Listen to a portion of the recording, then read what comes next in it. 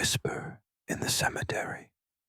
A damp pre-dawn haze swirled around the old Kampung Batu cemetery, draping every gravestone in overt silence. Dew-heavy grasses clung to the ankles of the lone caretaker, Pak Rahman, who, with lantern in hand, patrolled the markers. No living soul stirred, except for the distant murmur of the wind through overgrown shrubs. Still, Pak Rahman sensed something was off. The shroud of a fresh grave he'd sealed only hours before seemed to rustle, as if disturbed by an unseen force. He paused, lantern raised. Nothing, yet through the gloom, a faint thud, thud, thud, grew nearer. A figure, wrapped in white, knotted in grey ropes, stepped from behind the headstone of Aisha binti Haji Omar's grave. Pak Rahman froze, the lantern tilting, its beam slicing through the gloom. The pocong's kokol cloth was torn in places, and its skeletal hands trailed just centimeters above the ground. "Assalamu alaikum," he whispered, voice trembling. The pocong halted.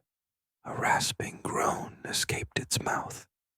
With that, the caretaker broke and fled. By dawn, Pak Rahman's lantern lay shattered on Aisha's grave. No footprints, no trace, but the legend would soon spread.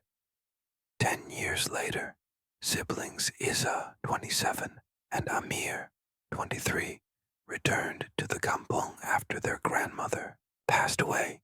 They inherited the old wooden home situated at the edge of Kampung Batu, where every twilight brought a symphony of cicadas, and the darkness pressed close as cotton wool. Mamanda had always spoken of the pocong, how it robbed breath, how it dragged the living into the earth. Isa had dismissed it all as superstition. Amir, more open-minded, felt unease. On their first night back, Isa spotted a pale figure beneath the mango tree, a pocong, an illusion. She blinked, nothing. Amir, awakened by her gasp, saw only the empty yard. "Maybe a hag, or just my eyes," she said. Amir smiled uneasily. They locked doors, windows, and tried to sleep. That night, Isa dreamt of her grandmother's funeral. She wore a white shroud, her face peaceful. Amir sat by her side, tears in his eyes. The priest finished the DOA, and everyone left the cemetery, except the grandmother. Her spirit lingered, reaching out. Isa tried to speak, "Grandma," but her voice faltered. The shroud shifted as if brand new knots had been tied. From beneath, a hand, skeletal, jagged nails. She awoke, heart pounding. Amir was staring, unblinking. "It was beautiful," she whispered, but something felt wrong. Daylight revealed no signs, no footprints beneath the mango tree, no broken knots in old burial cloths hung to dry. But as night fell, so did unease. Amir heard thumps at the back door. Isa glimpsed a pale shape in the garden. Late one evening, they returned from dinner to find their front gate open wide. No footprints in the soft earth, just imprints of binding ropes on the wood, as if someone or something were dragged through. Amir began researching. Pocong were the souls of those whose ties hadn't been removed for burial, condemned to wander until freed. Some legends say they return for loved ones. Others say they drag bystanders into graves to replace them. Isa found a knotted white cloth snagged on a mango branch the next morning. The knots were perfectly tied in thick Malay burial style. Amir burned it reverently.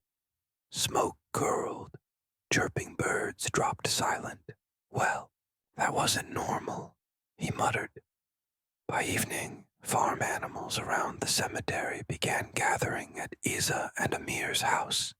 Cows lowed, goats bleated desperately.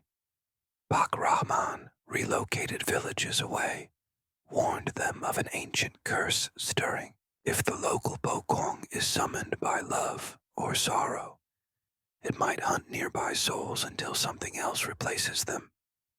They planned a prayer session with the village imam to bless the house, both skeptical but fearful. In the open veranda, lanterns circling an imam and villagers, Isa and Amir prayed fervently. The imam recited Surah Al-Baqarah, did ruqya. Suddenly, wind lashed, lamps extinguished, silence. Then, a muffled groan. A pocong, slightly translucent, stood at the edge of the veranda. Knots undone. No, the usual burial ties still held, but they glowed faintly, bluish. The imam chanted louder. Villagers sobbed, tears, wet hands pressed to foreheads. The pocong's groaning deepened. Then, silence. It crumbled to dust and drifted east toward the cemetery, where dawn never quite touched. Next day, shrubs outside the cemetery grew pale, leaves drooping. Patches of earth had turned ashen. Villagers refused to walk near the graveyard.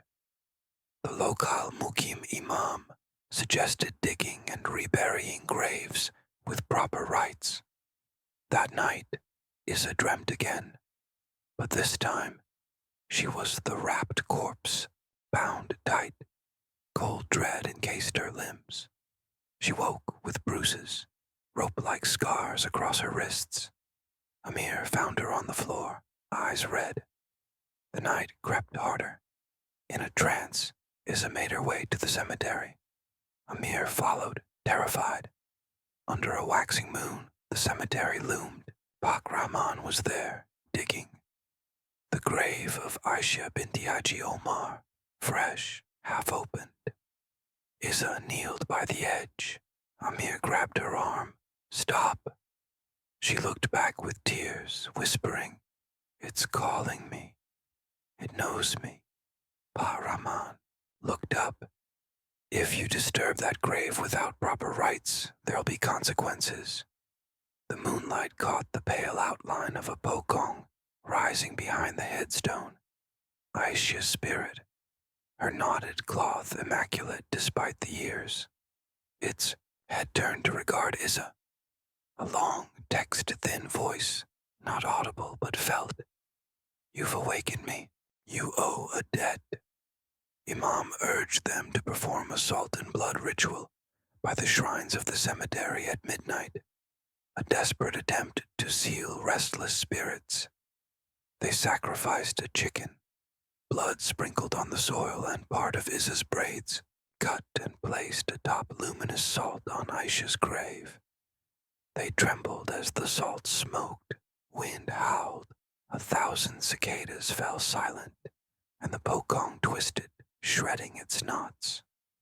Before it could lunge, bright white light surged and villagers screamed. When the flood of light subsided, the pocong lay still. They thought it ended. Weeks passed. The mango tree lost leaves. A chill lingered in the air, even through dawn's sun. Amir and Isa returned to Kuala Lumpur, but dreams haunted them. They spoke in unison. We paid with your blood and locks. Now you come for us. A pact unspoken.